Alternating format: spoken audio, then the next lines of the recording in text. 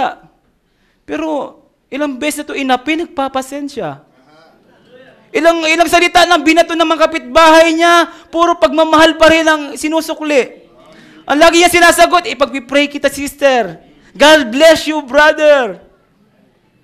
Diba? Maraming beses ko siya nakitang sinubok ng mga problema, pero hindi bumitaw sa word. Hindi man siya ganun kagaling mag-share, magpatotoo, pero tahimik siyang ipinapakita kung ano yung naririnig niya sa kanyang pastor. Ano, jury? Guilty or not guilty?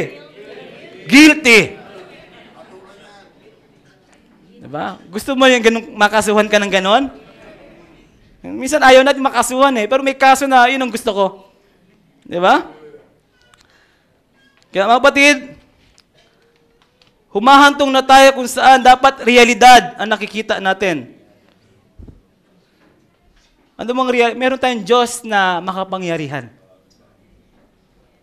Naalala ko nung talunin ng Diyos si Satan doon sa langit. Sabi ni Satan, Diyos ka no match.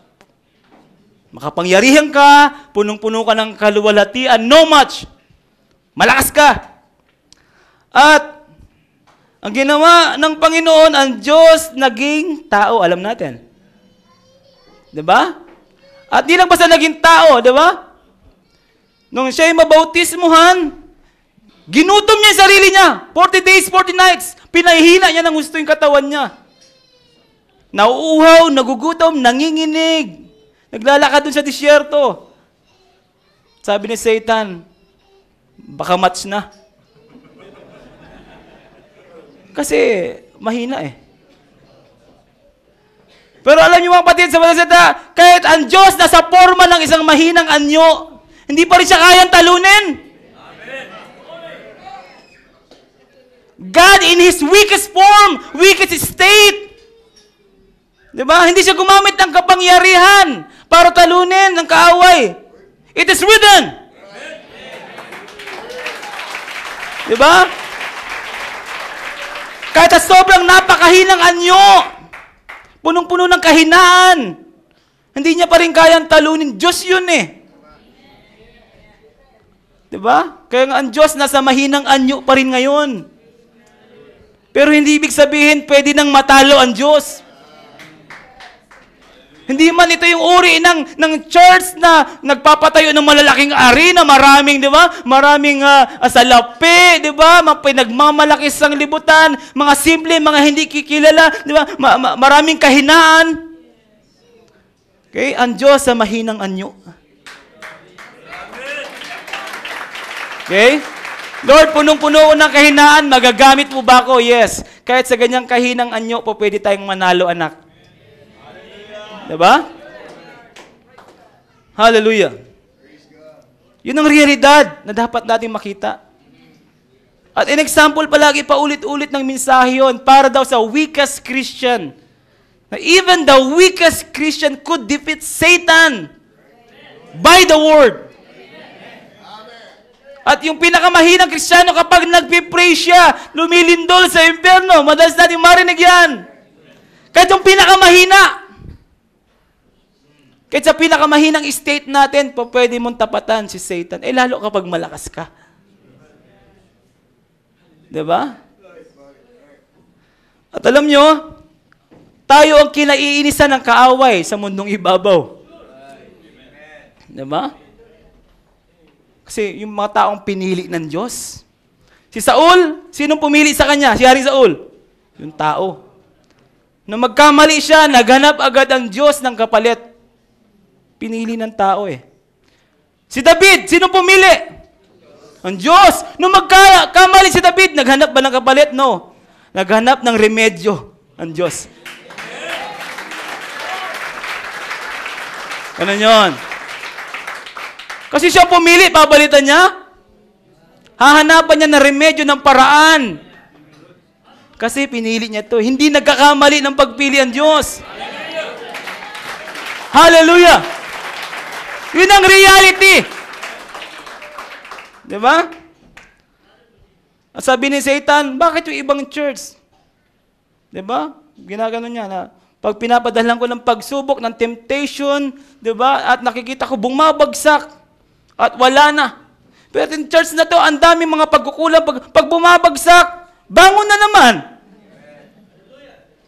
Pag sinusumpong ko doon sa Panginoon, ito mga tao ito, mga ipokrito, panayang confess sa mga message believer daw, hindi naman totoo. Sasabihin ni Lord, wala naman ako makita. Di ba? At kapag si Satan, ilang beses ka lang sumbong na sumbong, wala ka napapala, anong mararamdaman mo? Kakainis ng mga taong ito, nakakasawa na kayo, ha? Diba? Mahina siya, di ba? Pababagsakin mo. Simba na naman. Ito na naman siya. Akala ko bang usapan namin, magbabackslide na siya. Ang ganda ng usapan namin eh. Sabi nung sister isang araw, ayoko na, hindi ko na kaya. Hindi ko na matitiis yung paghirap to. Di ba? Ayoko na. Di ba? Paggaling ko, nagpa-plancha na. Excited na mag-church. Hallelujah! Sabi ng kaaway, ang hirap mong kausap.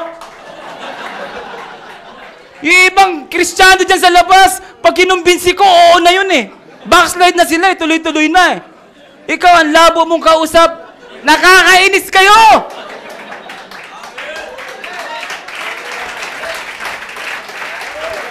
Hallelujah! Kaya once na pumasok ka sa pagiging mananampalataya, sabi, lahat nga ng armas ng kaaway nakatutok sa'yo. Ikaw yung pang-araw-araw na gusto pang gigilan. Kaya wag ka na magtaka. Yun ang realidad. Pero hindi mo rin maialis yung another side ng reality. Okay? Ibinangon ka para magtagumpay. Hallelujah! Walang maawat sa akin. Praise the Lord. Hindi pa naman kayo gutom eh. Kakakain nyo lang eh. Huwag nyo muna isipin. Alam nyo, pag may laban si Manny Pacquiao, anong araw? Linggo. Nasaan tayo? Sa church. Sa church din. At hindi tayo nakapanood ng live. Di ba? Normally, napapanood natin, replay. Replay, di ba? At, mga batid, hindi ko pinapanood yung replay na talo siya. Pinapanood kong replay, yung panalo siya. Di ba? At kapag pinapanood ko yung replay na panalo siya, may sarap ng kain ko, di ba? Kahit mag-popcorn ka niyan.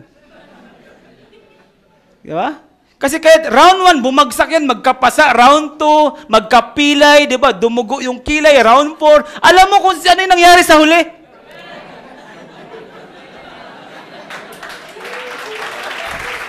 Hindi ka kinakabahan. Di ba? Alam mo kung sino yung panalo eh. Kampante ka, kahit nakita mo sa mga nagdaang round, bugbog, sarado. Sinanay tayo sa mga pelikula ni FPJ. At paulit-ulit yung kwento, aapihin sa unahan, mabubugbog, babangon, diba? Babarilin ng maraming kaaway, buhay pa rin, maliligtas, sa bandang huli, diba? Gamit niya yung 45 niya, uubusin niya yung 100 kaaway.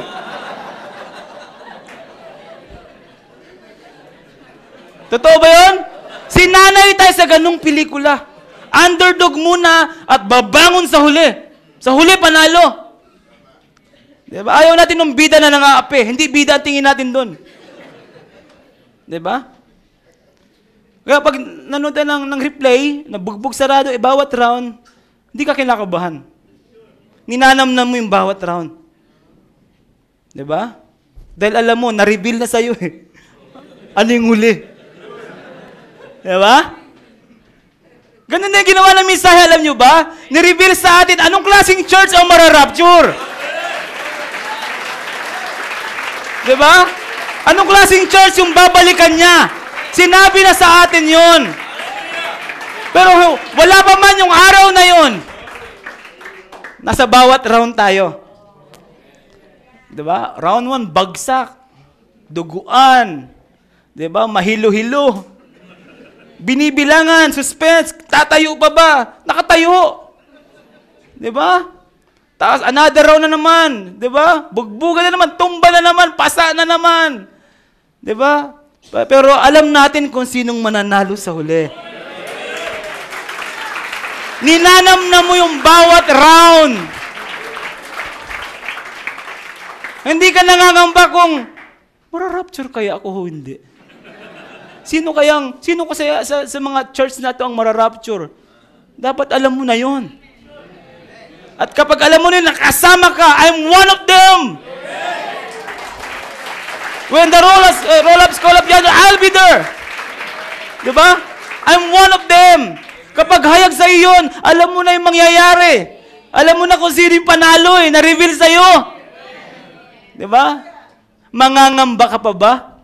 Sa bawat round na nakikita mo? Diba? Nagbibilang tayo ng mga anniversary, round 1. Diba? Nakailang round na tayo dito sa Pasig? 12! Mahabang boxing ito! Hindi tayo nangangamba. 'Di ba? Magkaroon naman ng pasaan, bugbugan, 'di ba?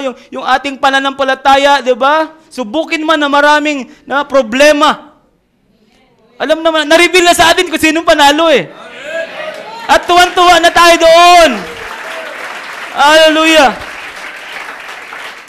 Kaya pag may nadadaanan ako magagandang simbahan, hindi nyo ako maiinggit. Kita ko, Mercedes-Benz, wala yan sa sasakyan ko.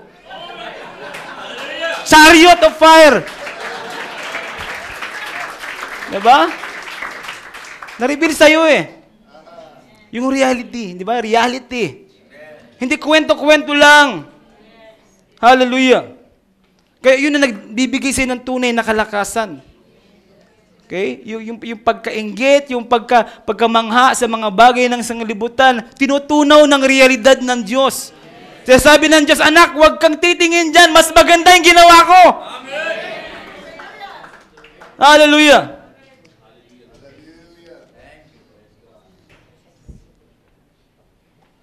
Kaya nga, binasa natin ang Biblia, diba? Problema lang kung hindi ka palabasan ng Biblia. Diba?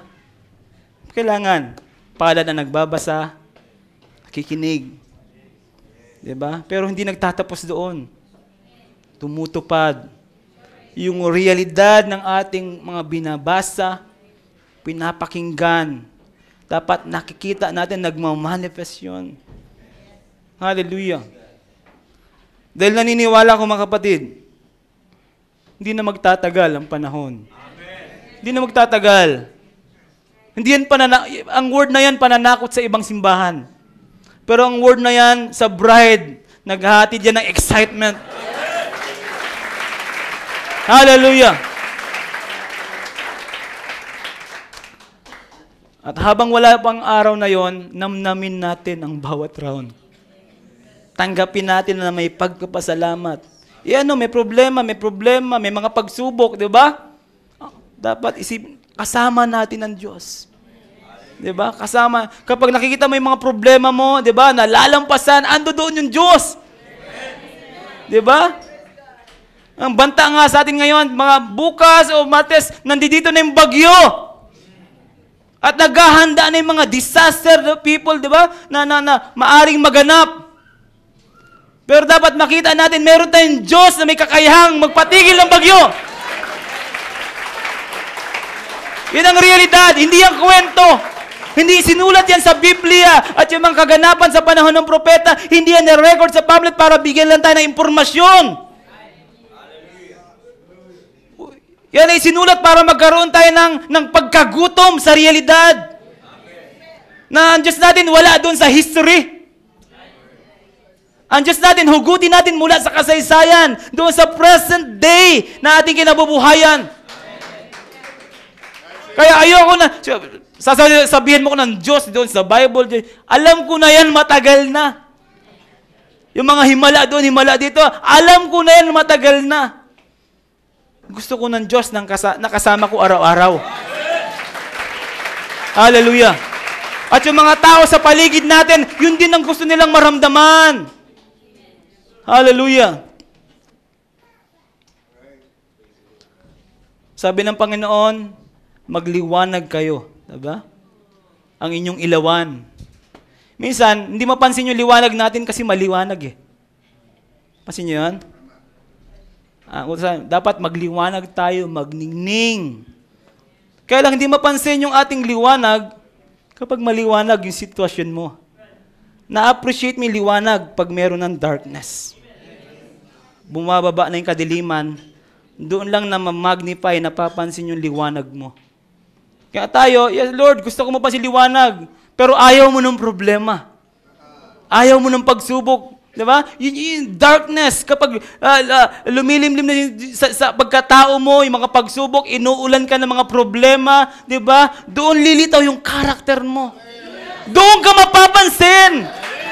Doon ka magniningning. Kapag dumidilim na yung sitwasyon mo. Hallelujah. Kaya lahat ng bagay, magkakalakip-lakip na ginagawa ng Diyos para patunayan lang sa atin, sa bawat individual, na anak, totoo ako, sa araw-araw, magkasama tayo. Nagagalak ba kayo doon? Hallelujah. Ang Diyos, kasama natin, totoo siya. Ito mo yung bawat isa. Praise the Lord. Hallelujah. Once again, let's sing the song, Something Keeps Holding Me.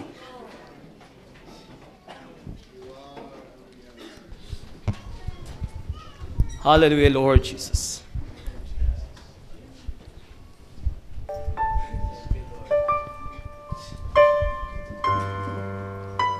First stanza. Hallelujah. It's a God of reality. Hallelujah, Lord.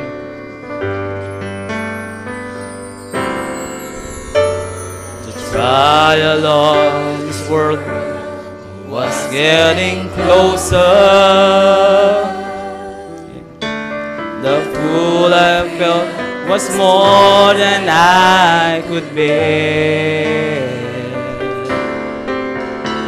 When I was on the verge of giving over, the strength within myself just wasn't there. Pero naroon siya. Something is holding me. Every day I see it's helping me faithfully to overcome my trials and guiding me constantly. Oh, thank you, Lord. Thank you, Lord. It's a reality, 'cause something keeps holding me. Second stanza. Satan lay before me his temptation. Oh, hallelujah. His desire to seal away my faith. But I have found inside the revelation. Oh, thank you, Lord, for the revelation. The strength I need to keep me in His grace. Something keeps holding me. Every day I see it. Hallelujah. He's helping me faithfully to overcome my trials, guiding me constantly. Oh, praise your holy name, oh God. Giving me victory. It's a reality. It's a reality. Something keeps holding me. Oh, something keeps holding me. Oh, something keeps holding me. Every day I see. Yun ang dapat. Every day you see. Hallelujah. To overcome us. Wow! Oh, thank you, Lord! Guiding me constantly, Giving me victory. Oh, hallelujah! It's a Reality, 'cause something is holding me. It's a reality, 'cause something is holding me. Hallelujah! Palakpakan natin ang Panginoon. He's a reality. He's a reality. Hallelujah!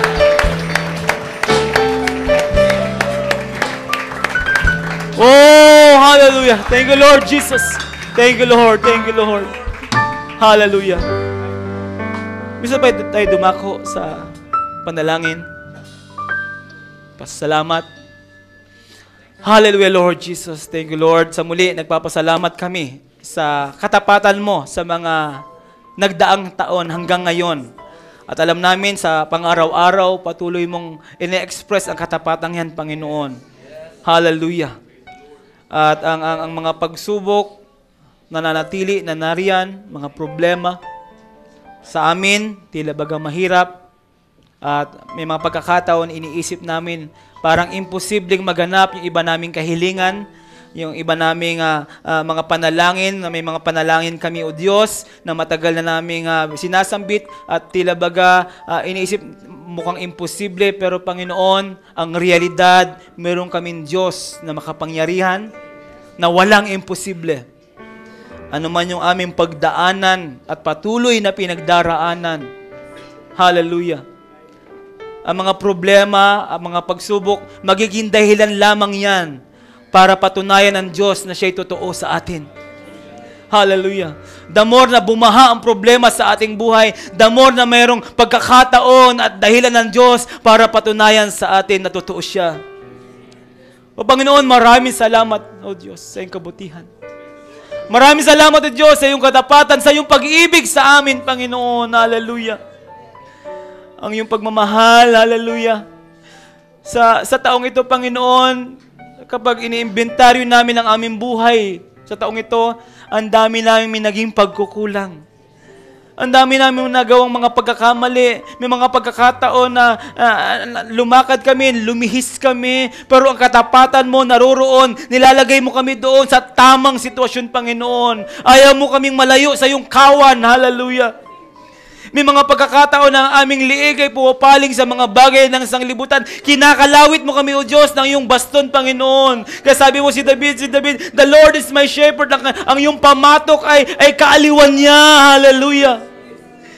May mga pagkakataon, Panginoon, ang aming mga paa ay lumalakad sa maling landas. Pinipilayan mo kami. Hallelujah. Upang kami dalhin sa iyong mga balikat, Panginoon. Hallelujah. Panginoon, mahal na mahal mo ang iyong kawan. Hallelujah. Nanupat ang kaaway kapag tumitingin sa amin. Hallelujah.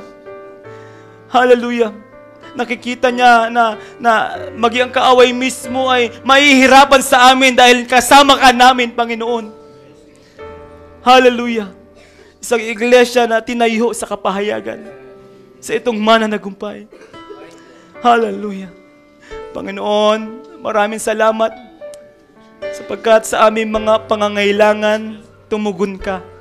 Sa aming mga panalangin, ano man na naging anyo ng aming pangangailangan sa mga pinansyal, sa hanap buhay, problema sa pamilya, problema sa kalusugan, naging tapat ka, Panginoon, naroroon ka, hallelujah. Sa mga problema namin espiritual, hallelujah. Bagamat bumahaan man ng maraming problema, hallelujah. Nandoon ka, nangingibabaw ka. Pinapakita mo yung kadakilaan at pagmamahal sa amin, Panginoon. O Diyos, wala kaming lubos na maisip, Panginoon, sa mga sandaling ito, kundi ibalik sa iyo ang lahat ng papuri, Panginoon. Ang pasasalamat, Panginoon, hallelujah. At nagagala kami, Panginoon, hallelujah, na hindi ka tumigil doon sa Biblia, maging sa mga detail, sa mensahe sa aming propeta, kundi, hallelujah, naririto ka, kumikilos sa aming panahon, sa aming buhay, sa aming mga pangangailangan, sa aming mga pagsubok, naroroon ka, hallelujah. Maraming salamat, O Diyos. Panginoon, dalangin ko, Diyos, patuloy mo i-bless ang iglesyang ito. Isang iglesia na napakalapit ng gusto sa aking puso, Panginoon. Ang kanilang pastor, si Pastor Ray, ang bawat manggagawa, ang bawat individual, sadyang malapit ang iglesia ito para sa akin, Panginoon. Hallelujah. Ito yung mga kasama ko sa kaharian. Kasama ko sa iisang kawan. Sa kawan mo, Panginoon. Dalangin ko patuloy mo silang pagpalain, Panginoon, ng kasaganaan, ng paglago, at lahat ng kanilang mga panalangin minimiti sa mga susunod pang taon. Hallelujah, mga plano sa gawain sa bawat kapatid. Hallelujah, patuloy mong tugunin, Panginoon, at kumilos ka. Hallelujah. I-bless mo aming mahal na pastor, Panginoon. Hallelujah, kanyang pamilya, ang mga manggagawa, Panginoon, kabataan. Lahat yan, Panginoon, aming pinapasalamatan ang katapatan mo sa kanilang buhay, Panginoon. O Diyos, sa iyong papuri, Panginoon, sa iyong pagluwalhati. Sa iyo namin ibinabalik ang lahat. Maraming salamat, O Diyos, sa realidad sa aming buhay, sa kapahayagan, sa banal mong pangalan, aming Panginoon Kristo. Amen! Thank you, Lord Jesus. Oh, hallelujah! Hallelujah! Balik ko sa ating MC. Wala. Salamat.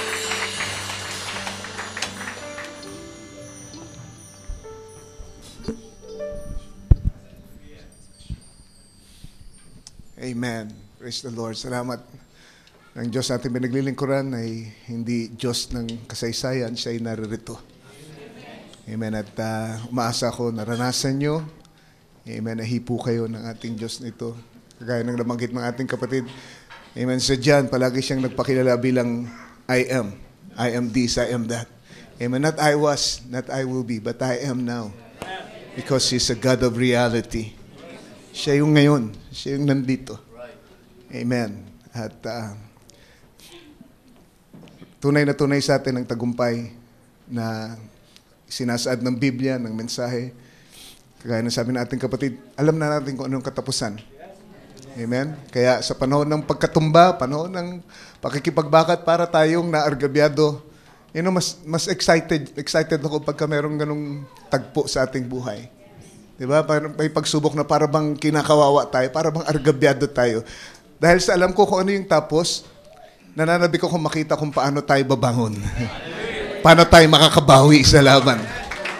Amen? Dahil hindi matatapos ang laban na tayo ay lugmok. Amen? Alam na natin ang kwento. Amen? It's a reality to us.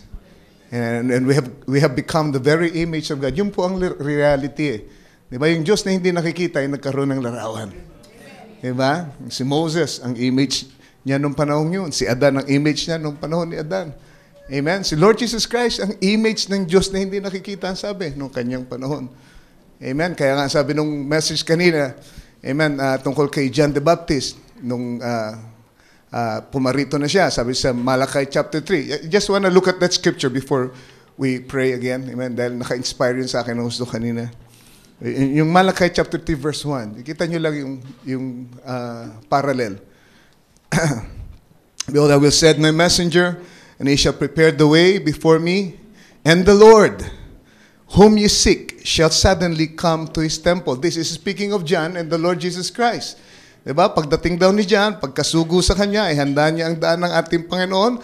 At ano magiging resulta noon? Ang sabi, ang Panginoon daw na hinahanap nyo ay suddenly shall come to His temple. Diba? Yung Diyos na hindi nakikita, suddenly, bigla na lamang, pagdating ng ministry ni John, ay papasok sa kanyang templo. Sino yung pumasok sa kanyang templo? Ang Diyos sa templo ng katawan ni Kristo. Tama ba yun? Ngayon, at nasabi nating kapatid kanina, at yun ang sinasabi din ng mensahe, na yung pangalawang pagparito ng ating Panginoon ay may kaparehong proseso. Merong messenger na isusugo, Spirit of Elijah. Can you say amen? Pagdating ng kanyang, amen, ministry, anong gagawin? Ganito din mangyayari. The Lord na hindi makikita will suddenly come to His temple. Oh, pero nansan si Jesus ngayon? Meron bang isang tao ngayon na may tuturo si Brother Branham, here is the Lamb of God that takes away the sins of the world. Hindi, di ba? Wala. Bakit? Kasi kayo ang larawan niya ngayon. Kayo ang templo niya. The Lord shall suddenly come to His temple. Hallelujah! Hindi natin pinag-uusapan yung Jesus Christ of 2,000 years ago doon sa Nazareth. Amen. Pinag-uusapan natin yung Jesus Christ na nasa anyo ng nobya. Dahil dumating na yung pangalawang Elijah na maghahanda ng pangalawang pagbabalik ng ating Panginoon. And the Lord shall suddenly come to His temple. And now we become the very reality of God. Just think of it now. We become the very image of God. Hallelujah. Amen. Pwede ba bang kumanta tayo? Isa pang kanta. Pwede pa mag-worship, di ba? Pagka realidad ng ang hawak nyo, hindi kayo napapagod. Hindi kayo nagmamadali umuwi. Ha? Interesado kayo. Amen? Walang nagkakalabitan. Walang nagsisikuhan at meron pang lakad mamaya. Ha? Okay. Brother Jeff, we are the masterpiece unveiled in the end. Amen. Tingnan niyo yung verse. Gusto ko lang tingnan niyo. Amen.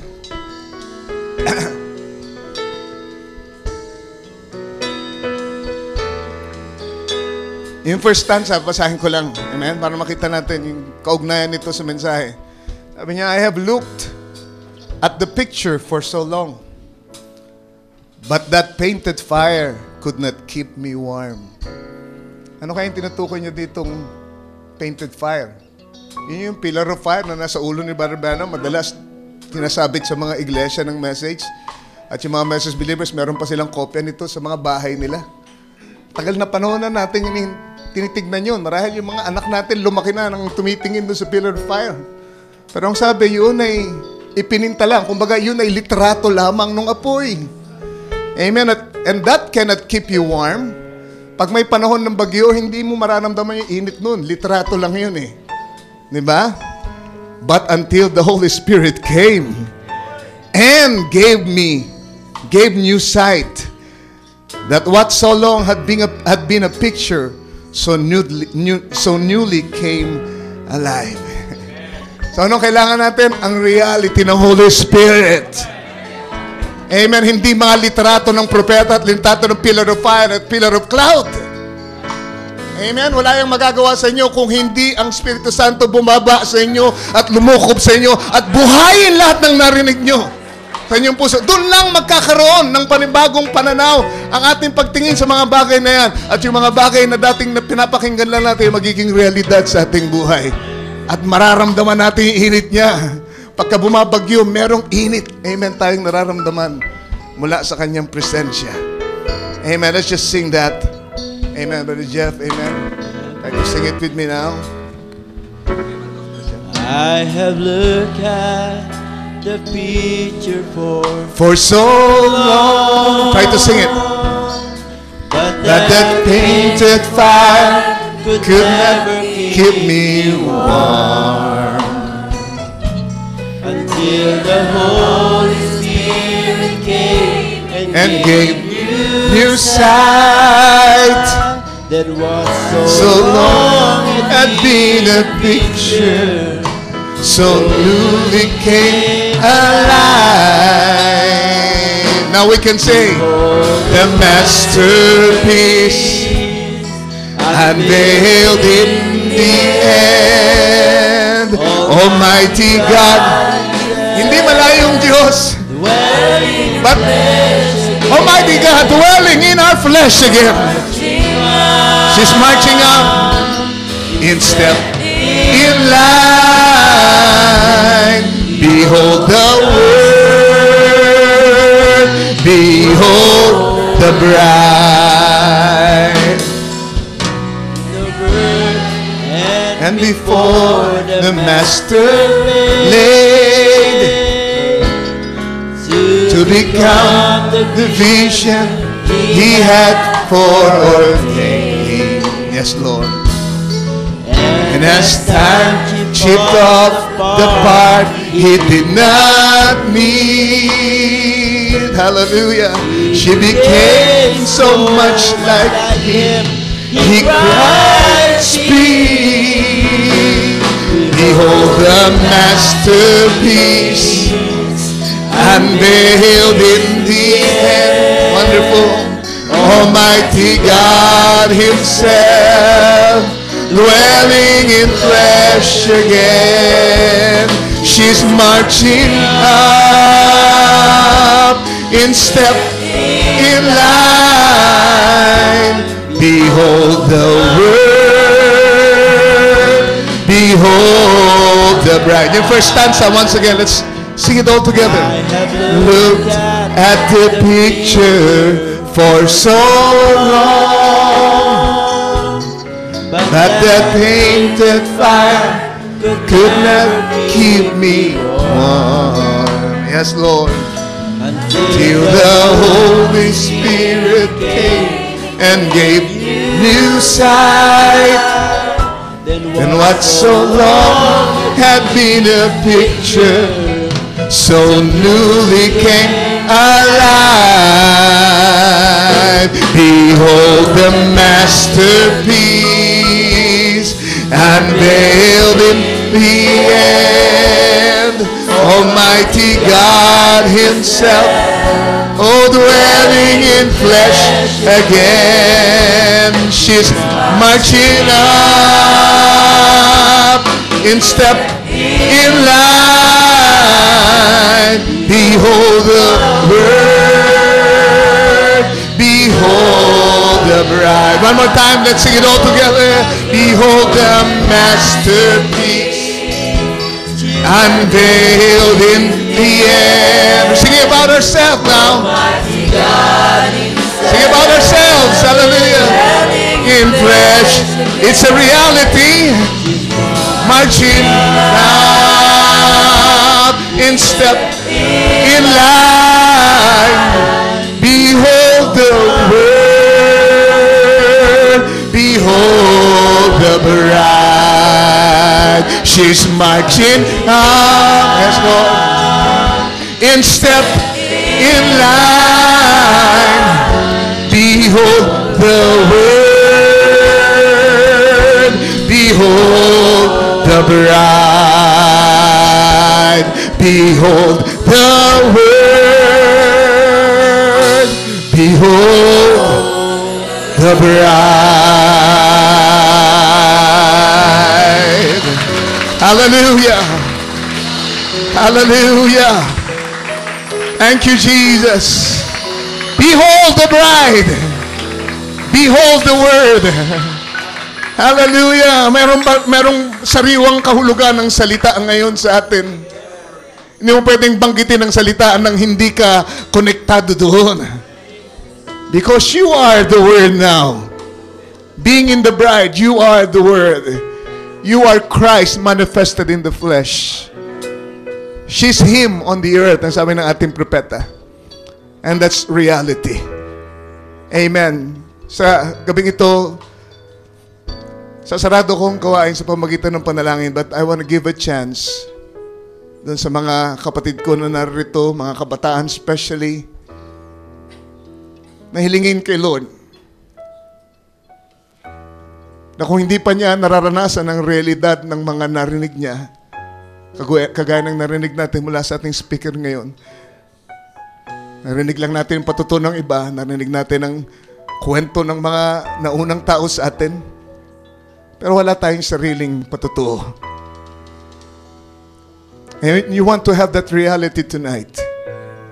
Hanggang sa uling sandali nitong service natin, kung meron mang ma-accomplish ang maghapong gawain natin, kung ito lang ang ma-accomplish na merong mga tao na magkaroon ng realidad ng mensahe, then it's worth all the celebration. It's worth all, amen, the worship at paghahanda at paggugugol ng panahon natin sa maghapong ito dahil merong isa o dalawa o ilan man na naka-realize kailangan ko ang reality yun. I don't want to be just a member of this church. Ayokong lumaki lamang na merong bansag na message believer. Nais ko ang Diyos na may balat. Nais ko ang Diyos na tunay sa aking buhay. Diyos na may papatotoo ko sa labas, may papatotoo ko sa mga kaibigan ko, may papatotoo ko sa harap ng sinumang tao, hindi ko ikahihiya. Kung hindi ka pa dumarating sa ganyang punto, and I'm not just speaking to the young people, kundi maging sa mga magulang, mga dati na, maging sa mga elders, merong mga workers na narito na sa totoo lang, marahil hindi ka pa nakarating sa ganyang yugto ng iyong pananampalataya. Then you can ask God tonight, bago matapos ang ating gawain, Lord, let the Holy Spirit come, kagaya ng sabi ng awitin. At Lord, yung dating naririnig ko lang ay bigyan mo ng buhay sa akin. Bigyan mo ako ng bagong pananaw na hindi na ako ang tumitingin, Panginoon, sa mga bagay-bagay na nangyari at binabasa namin, kundi, Lord, ikaw na nasa akin ang titingin through my eyes at ma-realize ko, bahagi ako ng bahagi. This is now a reality. Hindi lang ito reliyon, hindi lang ito magandang sermon, hindi lang ito magandang mensahe, but this is me, this is my life, I'm a part of it. Amen. Hallelujah. Habang nakayuko tayo, will you raise your hand, Brother Ray? Ako yun. I want to have that reality this evening. I want to have that reality. Brother Ray, matagal na akong young people dito, but I realize I need that reality. That reality. Pasalamat ako sa mga magulang ko na nag-akay sa akin, nag-encourage sa akin para pumarito, pero kailangan matanggap ko yung realidad na yun. God bless you. Nakikita ni Lord. Mga kamay na yan. Ama, oh Lord, sugo mong yung banal na espiritu ngayon. Puntahan mong bawat isang nakataas ang kamay. At Lord, pumasok ka sa isang special na paraan sa buhay nila, Panginoon. Bigyan mo sila ng panibagong paningin sa pamamagitan ng pananahan mo sa kanila ngayon, Lord. At Lord, bigay mo ang dynamics, oh God, ng mga magagandang salita at pangangaral na narinig nila at na-impact nila sa kanilang puso. Marahil, Lord, hindi sila tumanggi, hindi sila nangatwiran. They just listen to it. Inipon nila sa kanilang puso. But Lord, sa gabing ito, we want reality. We want reality. We want the dynamics, oh Lord, to come. Oh Lord, to quicken, Lord, the mechanics that we have received. Tinuruan kami ng magandang, Lord, asal sa church, ng church order, oh God. Disiplina, magandang, tamang pananamit, tamang pakikitungot lahat. Pero lahat ng ito, Panginoon, ay mechanics lamang kung hindi darating ang buhay mo, Panginoon. Sa aming mga individual na buhay, may you come now, Lord. Puntahan mo ang lahat na nakataas ang kamay. Hindi na iyang sabihin kahit matagal na sila, Lord, I need that, Lord. I need that, oh Jesus. Oh God, hallelujah. Tingin mo po, Panginoon. Huwag mo lampasan ang aking kapatid. Huwag mo silang lampasan ngayon. Yes, Lord. Salamat po. Salamat po, Panginoon. Purihin ka, Panginoong Jesus. Purihin ka. Hallelujah. Lahat na nakatanggap ng realidad ngayon ay magsabi ng, purihin ka, Panginoon. Sinasamba ka namin. Inasasalamatan ka namin, Panginoon. Tinatanggap namin ang realidad mo sa aming buhay. Purihin ka, Panginoong Jesus. Amen. I will be the message. I will be the voice. I will be the shout and I will be the trumpet. Amen. It will not be just a message that I read, but I will be this message from now on. Amen. Ama ng banal, pinagkakatiwala ko ang bawat isa. Salamat sa pagdinig mo sa amin. And Father, mga kapatid ko na nangailangan ng hipo mo, Lord, for healing, Father, I pray, touch them now, Lord. Jesus, touch them, Lord. Ang healing ay tinapay ng elect, Lord. Kaya hindi po dapat maging mahirap sa amin na mapagaling. Oh God, it's a reality to us, Lord. Kaya yung mga pinahihirapan ng karamdaman, alala ko po si Brother Ed, doon sa kanilang tahanan ngayon. Hipuin mo siya. Ngayon hindi na maibangon mo siya sa banig ng karamdaman. Lord, balik mo ang lakas sa kanyang pangatawan, oh God. Pagalingin mo po ang aking kapatid, Lord. Lahat ng iba pa na may karamdaman dito, Ma. Inaangking ko ang kanilang kagalingan at kalusugan, Panginoong Jesus. Hallelujah. Salamat po sa iyong himala. Salamat po sa iyong realidad, O Panginoong Jesus. Salamat po at patuloy namin pinagkakatiwala, Lord, ang buong bayan namin sa harap ng banta ng malakas na bagyo, Lord. Ang mga kapatiran namin nadadaanan, Panginoon, ng bagyong ito, Lord. Tago mo sila, Panginoon, sa iyong kulandong, Panginoon. Proteksyonan mo po sila.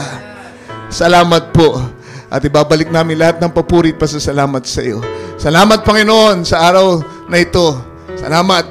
Binigyan mo kami ng pagkakataon para i-celebrate ang ika-12 anibersaryo namin. Panginoong Jesus, kumbaga sa boxing, Lord, 12th and final round. Oh God, maaari ito na, Panginoon, ang huling taon. Kaya hayaan mo, Panginoon, pagkalembang, Panginoon, hallelujah, for another round, ibigay na namin ang lahat-lahat namin, Panginoon. Oh God, kung meron kaming, Lord, hindi binigay, pinagkait sa iyo noong mga nakaraang taon na kami magkakasama dito. Nawa sa taong ito, Lord, hindi na namin ipagkait. Ito na po namin, Lord. Let us live that this is the last year now, Lord. So tulungan mo ang iyong mga anak, Lord. Nawa makita ito araw-araw, Lord. Wala kaming sayangin ng panahon, kundi lahat ng sandali ay alay namin sa iyo. Magmula ngayon. Yan aking panalangin para sa buong Elect Bride Assembly. Hindi lang po dito sa nakikitang audience ngayon, kundi sa lahat na ibahagi sa amin sa iba't ibang lugar, sa ibang bansa, Panginoon. Nalangin ko sila, Lord, maging ganun din po nawa ang kanilang patutuo. Sa taong ito ay itotodo na namin ang paglilingkod namin. Lahat-lahat ay ibibigay na namin, Panginoon, sa iyo ng lubusan, O God. Salamat po sa iyo lahat ng papuri. Lahat na ito ay aming dinadalangin sa pangalan ng aming Panginoong Jesucristo. Amen. Amen. God bless you. Amen. Salamat sa inyong panahon. Salamat sa mga bisita natin na nakipanambahan sa atin. Pagpalain kayo natin, Panginoon. Magkamayan tayo. Amen. Pastor, kumayan natin ang ating naging tagapangaral. Amen. Pahayag nyo ang inyong appreciation sa ministry. Amen. At sa paggamit ng Diyos sa Kanya ngayong gabi. Amen.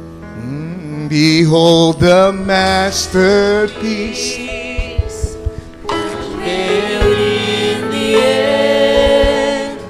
Almighty God Himself, dwelling in flesh again, she's marching on in step in love. Behold the world, behold the bride. We are the masterpiece, and there in the end, Almighty God Himself, Almighty God, dwelling in flesh again. She's marching on. We're marching on. Step in line. Behold the world. Behold the bride. I have looked at the picture for so long.